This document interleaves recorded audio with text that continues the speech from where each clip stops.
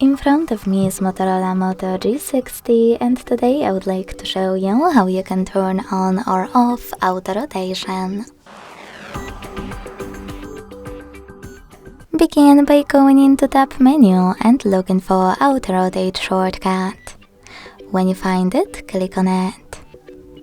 As you can see, mine is blue, which means that auto rotation is on. To switch it off, hit the same shortcut again. You can also go into Settings and hit Display. Then scroll down and use this switcher next to Auto Rotate screen to turn it on or off.